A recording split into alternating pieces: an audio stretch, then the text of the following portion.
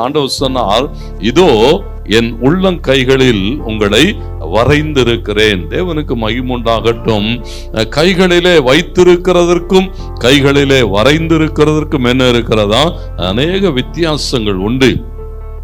கைகளிலே வைத்திருக்கிற போது ஆண்டவருக்கு மகிமுண்டாகட்டும். பாருங்க, சில நேரங்கள்ல அப்படியே கொஞ்சம் கை ஷேக்கானா என்ன செஞ்சிடும், ஒரு பால் அப்படி கையில் வச்சிருந்தீங்கன்னா அப்படியே ஷேக்கானா அந்த பால் என்ன செஞ்சிடும், உருண்டுரும், கீழே விழுந்துரும், ஏதாவது நடக்கும். ஆனா ஒரு பாலை நீங்க படம் கையில வரைஞ்சி வச்சிருந்தீங்கன்னா என்ன செய்யாது, கையை எப்படி திருப்பினாலும் அது ஒன்றும் கீழே விடாது. ஆண்டவர் சொன்னார், உங்களை என் கரங்களிலே வரைந்து வைத்திருக்கிறேன்.